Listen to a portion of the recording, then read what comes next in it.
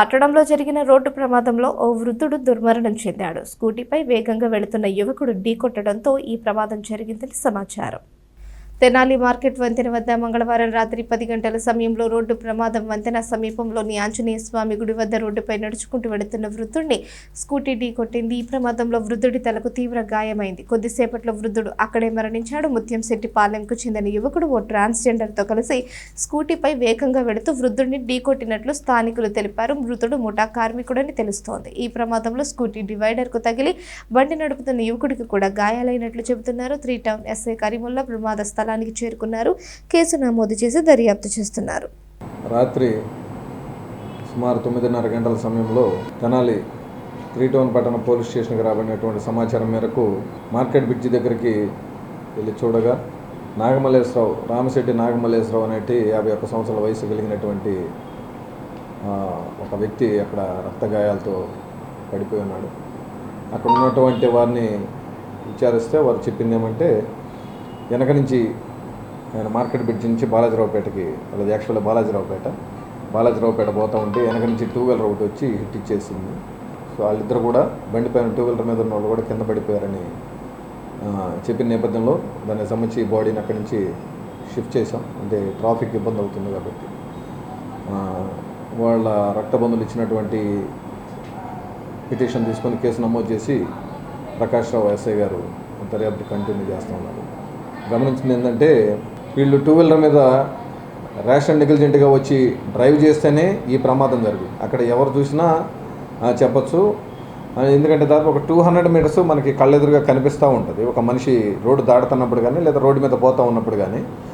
అలాంటిది వీళ్ళు ఎంత ర్యాష్ అండ్ నెగ్లిజెంట్గా డ్రైవ్ చేయబట్టి అతను పడిపోవడం, తలకి హెడ్ ఇంజరీ అవ్వడం, స్పాట్లో చనిపోవడం అనేది జరిగింది. అదేవిధంగా వాళ్ళకు కూడా అక్కడ పడిపోయి మైనర్ ఇంజరీస్ కూడా అయినాయి. కాబట్టి టౌన్లో ఎట్టి పరిస్థితుల్లో కూడా ర్యాష్ అండ్ నెగ్లిజెంట్ పైన డ్రైవింగ్ ఎవరు చేసినా కూడా ఉపేక్షించే ప్రసక్తే లేదు.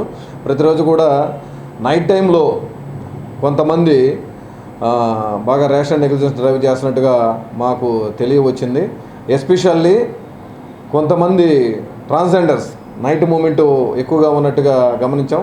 రీసెంట్గా 2 సందర్భాల్లో వాళ్ళ కౌన్సిలింగ్ ఇవ్వడం అనేది కూడా జరిగింది. వారి వ్యక్తిగత పనుల మీద కానీ లేదా వారి వేరు వ్యవహారాల విషయం వల్ల కానీ కొద్దిగా ర్యాష్ అండ్ నెగ్లిజెన్స్ డ్రైవ్ చేస్తున్నారు. మేము వెహికల్ చెకింగ్ చేస్తున్నప్పటికీ కూడా రూట్ మార్చి వేరే రూట్లో కూడా వాళ్ళు జర్నీ చేస్తున్నట్టుగా తెలుస్తూ ఉంది. కాబట్టి ఈ కేసులో ఇన్వాల్వ్ అయిన వాళ్ళు కూడా అదే అన్నట్టుగా తెలిసింది. ప్రస్తుతం వాళ్ళు అండర్గోయింగ్ ట్రీట్మెంట్లో ఉన్నారు కాబట్టి ఆ సమాచారం కూడా తీసుకుంటాను. కాబట్టి దయచేసి ర్యాష్ అండ్ నెగ్లిజెన్స్ డ్రైవ్ చేసి సాధారణ ప్రజల ప్రాణాలకి ఎవరు కారకులు కాకూడదని కోరుకుంటాము.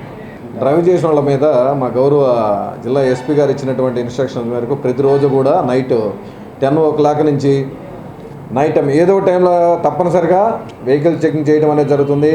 వాళ్ళు ర్యాష్ అండ్ నెగ్లిజెంట్ డ్రైవ్ చేసిన వాళ్ళు నైట్ టైం కూడా తీసుకురావడం, టౌన్ న్యూసెన్స్ యాక్ట్ చేసిన వాళ్ళు కూడా నైట్ తీసుకురావడం, వాళ్ళని గౌరవ కోర్టు వారి ముందు కూడా హాజరు పెట్టడం అనేది జరిగింది. ఇలా మన లోక్ అదాలత్ టైంలో 500 మందిని గౌరవ కోర్టు వారి ముందు హాజరుపెట్టి వాళ్ళకి ఫైన్ ఇంపోజ్ చేయడం అనేది కూడా జరిగిందని తెలియజేస్తాం. అదే ఇప్పుడు ఇందాక చెప్పింది అది ట్రాన్స్జెండర్స్ ఎవరైతే ఉన్నారో వాళ్ళ వ్యక్తిగత పనుల మీద ఏదో మెడికల్ ఎయిడ్ పర్పస్ అలా వస్తే ఓకే, లేదా వేరు వ్యవహారాల నిమిత్తం వాళ్ళు కానీ రోడ్డు మీద 2-3 సందర్భాలు కనబడ్డప్పుడు కూడా వార్న్ చేసాం. ఈ మధ్య వాళ్ళని పిలిపించి కూడా కౌన్సిలింగ్ చేయడం అనేది కూడా జరిగింది. వాళ్ళ ఉద్దేశం వేరుగా ఉండి వాళ్ళ పర్పస్ వేరు, ఇల్లీగల్ పర్పస్ అయితే మాత్రం తప్పనిసరిగా క్రిమినల్ కేసు కూడా నమోదు చేసి రిమాండ్ పంపిస్తామని తెలియజేస్తాం.